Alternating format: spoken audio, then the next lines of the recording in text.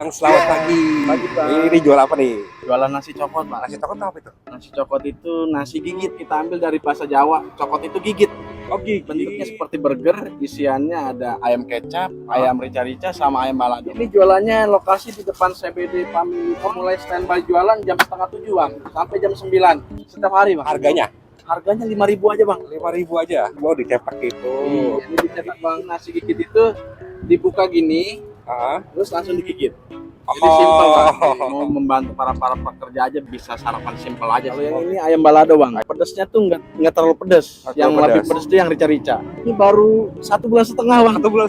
Inspirasi sendiri, pengen bikin ginian di motor gitu. Awalnya ngelihat yang jualan di daerah Bogor, Bang. Konsepnya sebetulnya hampir mirip-mirip aja ya. Hampir mirip-mirip aja. Saya mau semua rasa deh kalau gitu, pengen cobain. Boleh. Siapa tahu tiga-tiganya kenyang nih ya. Pasti, Alhamdulillah boleh. pasti kenyang nih ya. Pasti kenyang. Ya, oke. 3 rasa masih kenyang. Oh, siap. Bikinin semuanya.